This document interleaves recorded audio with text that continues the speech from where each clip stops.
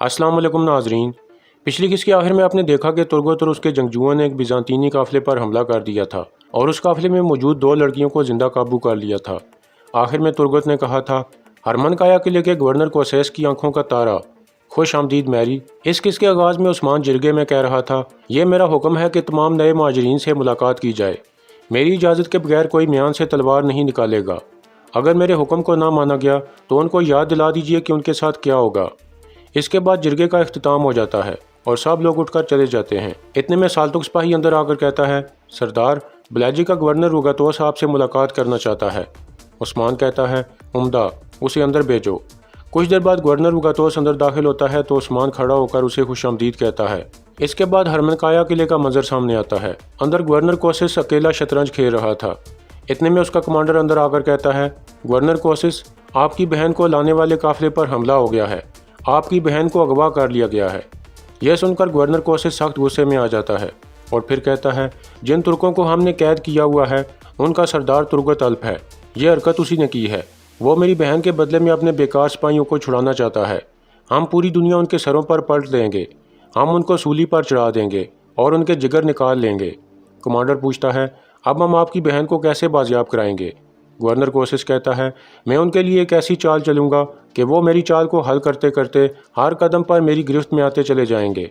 उस्मान के लिए एक तोहफा तैयार करो, हम उससे मिलने जा रहे हैं। इसके अलावा उसे अपना तारुफ कराने का वक्त भी आ गया है। दूसरी जानब गवर्नर रुगतोस कह रहा था, मैं यहाँ उस दोस्ती को बरकरार रखने का ख्वाहिशमंद हूँ जो गवर्नर लियो और आपके बाबा अर्जुल गाजी के दौर से जारी है। उस्मान कहता है, आपने सही किया गवर्नर रुगतोस, हम भी यही चाहते हैं और इसका मतलब है कि शहनशाह के साथ आपकी दोस्ती नहीं है। रुगतोस कहता है, आप दुरुस्त कह रहे हैं, लेकिन मैं आपसे कुछ पूछना चाहता हूँ। पादरी ग्रेगोर, जिसे अब मेरी हिफाजत में होना चाहिए था, बदकिस्मती से उसे अगवा कर लिया गया है। मैं उसी की तलाश में हूँ। क्या इस बारे में आपके पास कोई मालूमात है उस्मान साहब? उस्मान कहता है, आपके पादरी से मेरा क्या लेना देना रुगतोस? आप ये सवाल मुझसे क्यों पूछ रहे हैं? रुगतोस कहता है, पादरी ग्रेगोर मेरा दोस्त है उस्मान साहब। वो मेरे पास पनाह लेने आया था। मैं उसे ढूंढ लूँगा।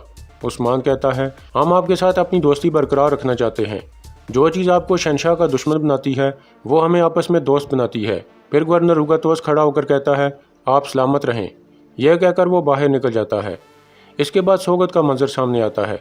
बाला खातून अपने बाबा शेख अदबाली के पास पहुंच जाती है। अदबाली कहते हैं, तुम्हारे चेहरे पर फूल खिल रहे हैं, लगता है कोई अच्छी खबर है। बाला आगे आकर शेख अदबाली का हाथ चूमती है और फिर कहती है, मेरे रब ने मेरी दुआएं सुन लीं। उसने मुझे अम्मा सारा जैसी खुशी दी है बाबा, इंशाल्लाह मैं माँ बनूंगी। यह सुनकर शेख अदबाली कहते हैं, अल्लाह का बहुत बहुत शुक्र है। फिर वो खड़े हो जाते हैं और शुक्राने के नफल अदा करने लगते हैं। इस दौरान उनकी आंखों से आंसू जारी थे। नफल अदा करने के बाद वो बाला को गले लगा लेते हैं और कहते हैं, अल्हम्दुलिल्लाह। फिर बाला पूछती है, हमें कबीले में इस खुशी का ऐलान कब करना चाहिए शेख? शेख अदबाली कहते हैं, अभी काफ़ी वक्त रहता है बेटी। इसके बाद तुर्गत के कबीले का मंजर सामने आता है। तुर्गत इस कबीले का सरदार था। तुर्गत और उसके सिपाही गवर्नर कोसिस की बहन को लेकर कबीले में पहुंच जाते हैं।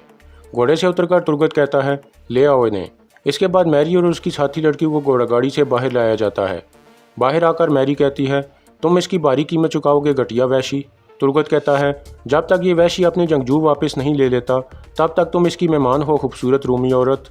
फिर तुर्गत एक सिपाही को इशारा करता है तो वो उन दोनों को खैमे की तरफ ले जाता है। दूसरी जानब गवर्नर कोसिस काई कबीले में पहुंच जाता है।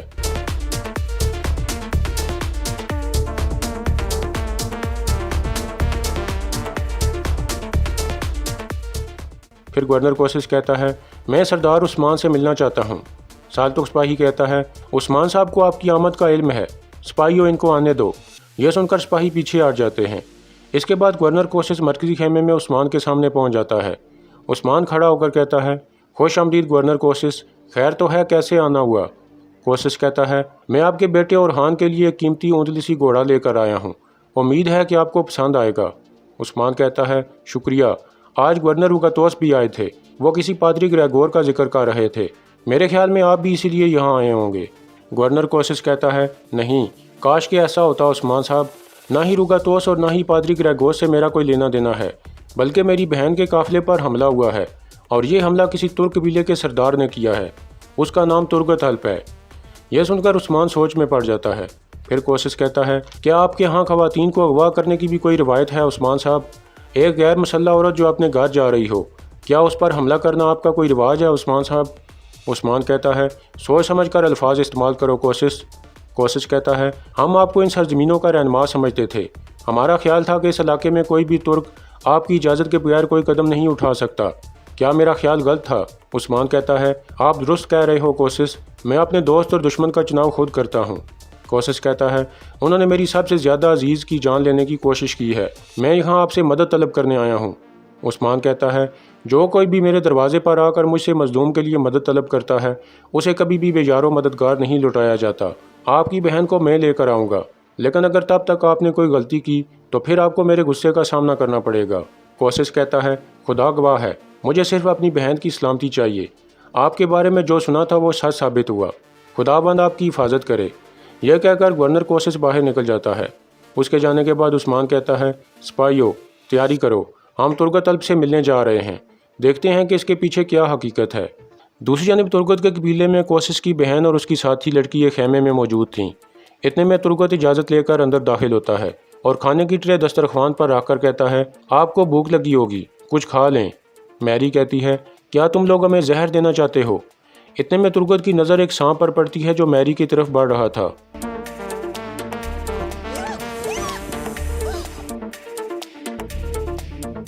इस तरह तुर्गत उस सांप को पकड़ लेता है और कहता है, मैं तो नहीं, लेकिन कोई और आपको जहर देना चाहता है। मैरी कहती है, मैं तुम जैसे वैश्य का शुक्रिया अदा नहीं करूंगी जिसकी ताकत औरतों पर चलती है।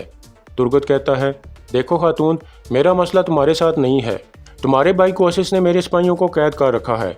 अगर आपका भाई मेरे सिपाहियों को सही सलामत लौटा देता है तो फिर आपको यहाँ से जाने दिया जाएगा। यह कहकर तुर्गत बाहर निकल जाता है।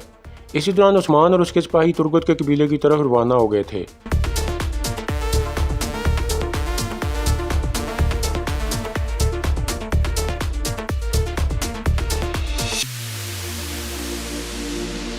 इस तरह उस्मान और उसके सिपाही तुर्गत के कबीले में पहुंच जाते हैं। फिर उस्मान कहता है, तुर्गत अल्प कौन है? तुर्गत कहता है, मैं हूं, और आप कौन हैं? उस्मान कहता है, मैं काई कबीले के अर्तुल गाजी का बेटा उस्मान हूं। यह सुनकर तुर्गत कहता है, सिपाहियों उस्मान साहब के लिए रास्ता खोल दो। इसके बाद उस्मान और सिपाही घोड़ों से उतरकर आगे आ जाते हैं और सलाम करते हैं। तुर्गत कहता है, खुश आमदीद। फिर उस्मान कहता है, आपने जिस लड़की मैरी को अगवा किया है उसका भाई कोशिश हमारे पास आया था, उसने मुझसे अपनी बहन का मुतालबा किया है। तुर्गत कहता है, उस्मान साहब, हम आपके नाम, शान, बहादुरी और ताकत से बखूबी वाकिफ़ हैं, मगर मैं अपने कबीले को बचाने के लिए वैसा ही कर रहा हूँ जैसा आप करते हैं। कोशिश के पास मेरे सिपाही हैं।